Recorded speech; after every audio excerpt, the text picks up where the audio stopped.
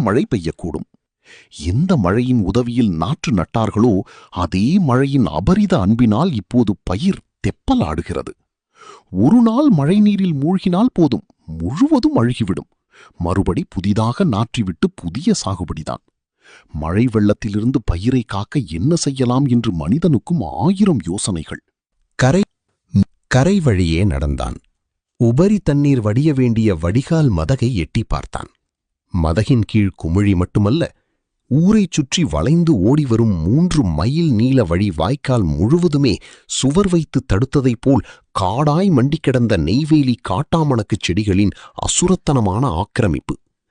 பயிர்கள் மூழ்காமல் மொத்த கிராமமும் தப்பித்துக் கொள்ள வழி கண்டுபிடித்துவிட்ட சந்தோஷம் மருதனுக்கு.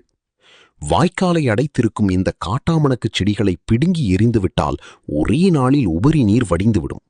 ஆனால் தனி ஒருவனால் இவ்வளவு நீளம் மண்டி கிடக்கும் செடிகளை அரித்து எறிவது லேசான காரியமல்ல. யோசித்துக் கொண்டே நடந்த மருதன் மீன்